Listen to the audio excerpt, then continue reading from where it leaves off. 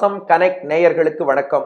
ஸ்ரீ லக்ஷ்மி அஷ்டோத்தரத்தின் 43வது திருநாமம் பத்மாக்ஷி என்பது.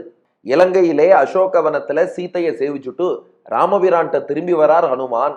திரும்பி வந்தவர் சொன்ன முதல் வார்த்தை என்னன்னா, பொதுவா நம்ம கண்டேன் சீத்தையைன்னு சொன்னார்னு சொல்லுவோம். அப்கோர்ஸ் அதுவும் சரிதான். கம்பர் எப்படி பாடுறாருன்னா, கண்டனன் கற்பினுக்கு அணியை கண்களால். ஹனுமான் ராமன்ட்ட திரும்பி வரார்.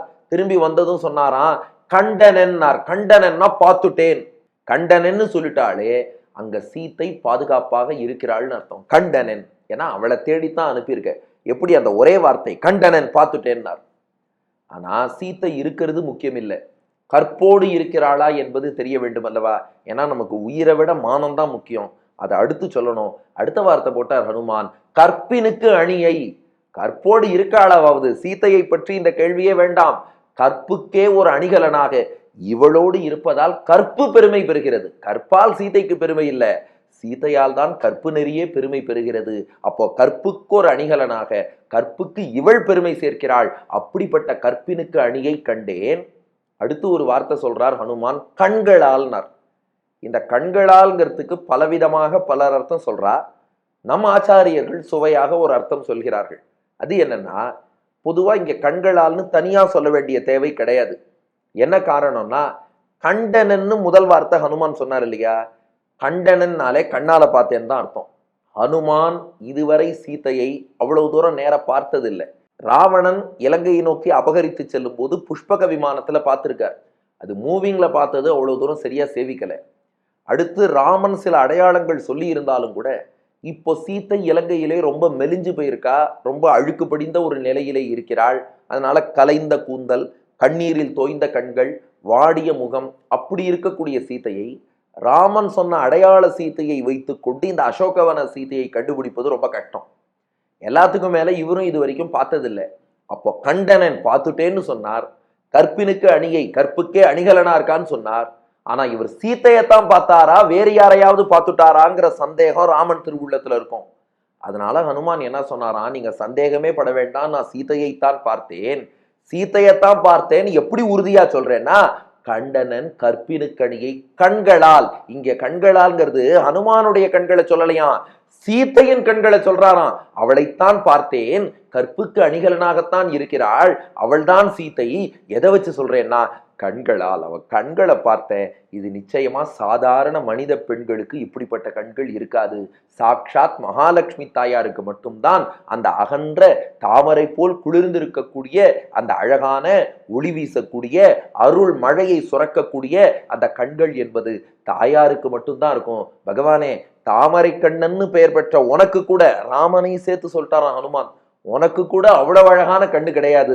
அப்போ கண்களால், அந்த கண்களால் அவள்தான் சீத்தைன்னு புரிந்து கொண்டேன். அவள் எந்த திசையை நோக்கி பார்க்கிறாளோ அந்த திசையை நோக்கி எல்லா செல்வங்களும் நாம் போறேன் நாம் போறேன் நாம் போறேன்னு ஓட்டப்பந்தயம் ஓடும். அப்படிப்பட்ட அருள் நிறைந்த திருக்கண்கள் அது தாயாரை தவிர வேறு யாருக்கு வரும்? அதனால கண்களால் அவள் சீத்தைன்னு புரிந்து கொண்டேன். அப்போ கண்டனா நான் பார்த்துட்டேன், என் கண்ணால் பார்த்தேங்கிறது அங்க வந்துருத்து.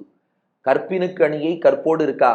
இங்க கண்களால்ங்கிறதுக்கு என் கண்களால்னு அர்த்தம் இல்லை, அவள் கண்களால் அவள் சீத்தைன்னு புரிந்து கொண்டேன். அந்த அழகான கண்ணையும் அதிலிருந்து சுரக்கும் அருளையும் பார்த்தேன். இவள் நிச்சயமாக லக்ஷ்மின்னு புரிந்து கொண்டேன்னாராம். அப்போ இதுல இருந்து என்ன புரியுறதுன்னா, தாயாருடைய கண்களுக்கு தனி ஏற்றம் உண்டு. அந்த பெருமை பெருமாளின் கண்களுக்கே வராது. அப்போ எக்ஸ்க்ளூசிவா தாயாருக்குத்தான். பெருமாள் என்னதான் தாமரை கண்ணன்னு சொன்னாலும் கூட அதைவிட இன்னும் சிறப்பான அழகான குளிர்ச்சியான அகன்ற தாமரை கண்கள் தாயாருக்குத்தான் இருக்குங்கிறத கம்பரும் பராசர பட்டருமே காட்டிவிட்டார்கள். அதனாலதான் தாயார் பத்மாக்ஷி என்று அழைக்கப்படுகிறாள். ஆகையினால பெருமாளின் கண்களை விட சிறப்பான தாமரை கண்களை கொண்டவள் பத்மாக்ஷி. பத்மாக்ஷியை நமஹா என்று தினமும் சொல்லி வந்தால் அந்த குளிர்ந்த கண்களால் தாயார் நம்மை கட்டாட்சித்தாள். ரத்திர் மத்தி சரஸ்வதி திருதி சமிருத்தி சித்தி ஸ்ரீயகாங்கிறார் பராசர பட்டர்.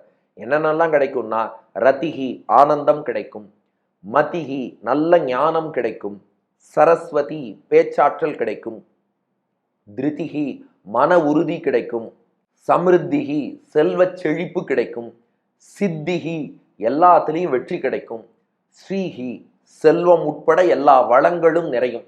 அப்போ அத்தனையும் கொடுக்க வல்லது தாயாருடைய அருட்பார்வை. அவள் அருட்பார்வையை பிரார்த்திப்போம்.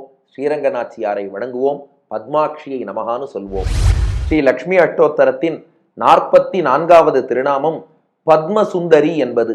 அந்த அம்மா தான் இந்த உலகத்துக்கே தாயாராக இருக்கக்கூடிய மகாலட்சுமி. அந்த கணவர் இருக்காரே, அவர் தான் நமக்கெல்லாம் தந்தையான நாராயணன். இந்த ப்ராக்ரஸ் கார்டு வச்சுட்டு இருக்க ஸ்டூடெண்ட் இருக்கே, அதுதான் நாமம். இப்போ ஒரு ஜீவாத்மா பகவான்கிட்ட மோட்சம் வேண்டி வரான்னு வச்சுக்கோங்களேன். இப்போ நம்முடைய ப்ராக்ரஸ் கார்டுன்னு பாப புண்ணியங்கள் நிறைய இருக்கு. இப்போ நாம நிறைய புண்ணியம் பண்ணி நல்ல மார்க்ஸோட பெருமாள்கிட்ட வரோம்னா, அப்போ பெருமாளை பார்த்து பரவாயில்லையே, நல்ல தர்மங்கள் எல்லாம் அனுஷ்டானம் பண்ணியிருக்கான், கர்மானுஷ்டானம் பர்ஃபெக்ட், ஆச்சாரம் பர்ஃபெக்ட், நல்ல ஞானம் சாஸ்திரங்கள்லாம் படிச்சிருக்கான், நம்ம கிட்ட பக்தி இருக்கு, இடைவிடாமல் அடியார்களுக்கு கைங்கரியம் பண்றான், மற்ற உயிர்களுக்கு உதவணும்னு நினைக்கிறான், தானம் பண்றான், எல்லோர்ட்டையும் அன்பு காட்டுறான், வெரி குட். இப்போ பிரகலாதன் மாதிரி ஒரு ஸ்டூடெண்ட்னு வச்சுக்கோங்க. அப்பா சந்தோஷமா சைன் பண்ணிடுவார் இல்லையா, அது போல வா உனக்கு மோட்சம் சாங்ஷன் கொடுத்துருவார். ஆனா அப்படி இல்லாம ஹாஃப் இயர்லி மார்க் மாதிரி நாம போய் பெருமாள் முன்னாடி நின்னா இது பாஸ் பண்றதே கஷ்டமா இருக்கு. எல்லாம் 20, 30, 35, 5, 10. ஏன்னா நமக்கு ஞானம் எவ்வளவுன்னு பார்த்தா அது எவ்வளவுங்கிறத நாமே போட்டுக்க வேண்டியதுதான். பக்தி எவ்வளவுன்னு கேட்கிறார், வைராக்கியம் எவ்வளவுன்னு கேட்கிறார், அதுக்கு மேல அடியார்களுக்கு எவ்வளவு கைங்கரியம் பண்ணியிருக்கேன்னு கேட்கிறார், யாருக்கா ஏதாவது தானம் பண்ணியான்னு கேட்கிறார், உயிர்களிடம் அன்பு காட்டினாயான்னு கேட்கிறார், பெருமாள் தாயாரை குறித்து தியானம் பண்ணியான்னு கேட்கிறார். இதுக்கெல்லாம் நம்ம என்னத்தை பதில் சொல்ல போறோம்? அப்போ நம்ம ப்ராக்ரஸ் கார்டில் ஒவ்வொரு சப்ஜெக்டும் பார்த்தா அட்லீஸ்ட் மைனஸ்ல போகாம இருந்தா ஓகேங்கிற லெவல்ல இருக்கும். அப்போ இந்த நிலையில நாம என்ன பண்றது? பையன் அம்மாட்ட போன மாதிரி நாமும் தாயார் மகாலட்சுமி திருவடியை தான் போய் பிடிச்சிக்கிறோம். தாயே, நீ தான் எப்படியாவது பெருமாள்கிட்ட சேர்த்து வைக்கணும். அப்போ அம்மா என்ன பண்ணா, பையன்கிட்ட அட்வைஸ் பண்ணா, வர்றா உனக்கும் ஒரு பொறுப்பு இருக்கு, நீ படிக்காம இருந்தது தப்புன்னு சொன்னா இல்லையா, அது போல தாயார் நமக்கு சொல்றா, பார்ப்பா உனக்கும் பொறுப்பு இருக்கு, நீ கொஞ்சமாவது அனுஷ்டானத்தை கடைபிடிக்கணும். ஒண்ணுமே பண்ணாம அவர் அனுகிரகம் பண்ணணும்னு கேட்கறதும் தப்பு. நீ கொஞ்சத்துக்கு கொஞ்சம் உன்னால என்ன முடியுமோ அனுஷ்டானத்தை கடைபிடி, முடிஞ்ச அளவு பக்தி பண்ணு, அவரே கத்தின்னு சரணாகதி பண்ணிட்டு மேற்கொண்டு அவர் பார்த்துப்பார், அவரை விட்டா உனக்கு வேறு கதி கிடையாது, நீ பெருமாள்கிட்ட வான்னு ஜீவாத்மாவுக்கும் உபதேசம் பண்றாளாம் தாயார். அந்த பக்கம் கணவருக்கு அந்த மனைவி அட்வைஸ் பண்ணா இல்லையா, பாருங்க என்ன திறந்தாலும் நம்ம குழந்தை திருந்திட்டான், அடுத்த பரீட்சையில நல்ல மார்க் வாங்குவான், இப்ப சைன் பண்ணுங்கன்னு சொன்னா இல்லையா, அது போல பெருமாள்கிட்டையும் போய் சொல்றாளாம், சுவாமி நீங்க நிறைய சாஸ்திரத்துல ரூல் போட்டுட்டேள், எல்லாத்தையும் நம்ம குழந்தைகளால ஃபாலோ பண்ண முடியல, உங்களாலேயே பண்ண முடியாது, கஷ்டம், அதனால ஏதோ 5க்கு 2 பழுது இல்லை, முடிஞ்ச அளவு ஏதோ பண்றான்னா அதுக்கு பார்த்து நீங்க அனுகிரகம் பண்ணாதான் உண்டே ஒழிய எல்லாம் பர்ஃபெக்டா வந்தாதான் கொடுப்பேன்னு சொன்னா, நீங்க வசிஷ்டர், பிரகலாதன், நம்மாழ்வார், ஆண்டாள் இப்படி ஒரு 4-5 பேரை தவிர யாருக்குமே கொடுக்க முடியாது, அதனால கொஞ்சம் பார்த்து கொடுங்க. அங்கேயும் அட்வைஸ் பண்றாலும். இதெல்லாம் சுவாமி பிள்ளைலோகாச்சாரியார் ரொம்ப அழகா சாதிக்கிறார். சேத்தனனையும் ஈஸ்வரனையும் உபதேசத்தாலே திருத்தும். அப்ப இங்கேயும் கொஞ்சம் அட்வைஸ் பண்றா, அங்கேயும் அட்வைஸ் பண்றா, 2 பேரையும் திருத்த பாக்குறா, அப்பையும் திருந்த மாட்டேன்னு சொன்னா அங்க சாதிக்கிறார் பிள்ளைலோகாச்சாரியார், சேத்தனனை அருளாலே திருத்தும், ஈஸ்வரனை அழகாலே திருத்தும். அப்படி சொல்லியும் ஜீவாத்மாக்கு எவ்வளவு சொன்னாலும் இவன் திருந்த மாட்டேன்னா, ஒரு அருள் கட்டாட்சம் அருட்பார்வையை ஜீவாத்மா மேல செலுத்தரா, அவன் திருந்தி நான் தாசன்னு வந்துடுறான். இவன் வந்தாலும் பெருமாள் முரடு பிடிச்சிட்டு நான் அனுகிரகம் பண்ண மாட்டேன்னு சொன்னா ஈஸ்வரனை அழகாலே திருத்தும், தன் அழகால் பகவானை மயக்கி.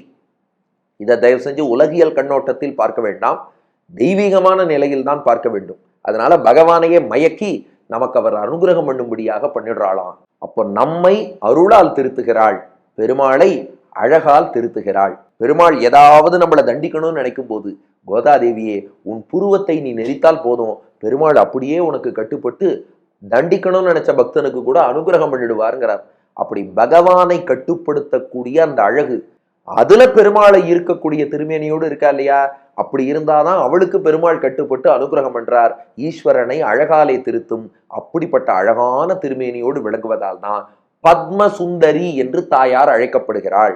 பத்மசுந்தரியை நமகா என்று தினமும் சொல்லி வந்தால் தாயார் நமக்காக பகவானிடம் பேசி அவன் அருளை பெற்று தந்து நம் கட்டத்தை போக்குவாள். கட்டப்படும் அத்தனை பேருக்கும் அடைக்கலம் தரும் பேரழகி பத்மசுந்தரி. பத்மசுந்தரியை நமகா. நன்றி, வணக்கம்.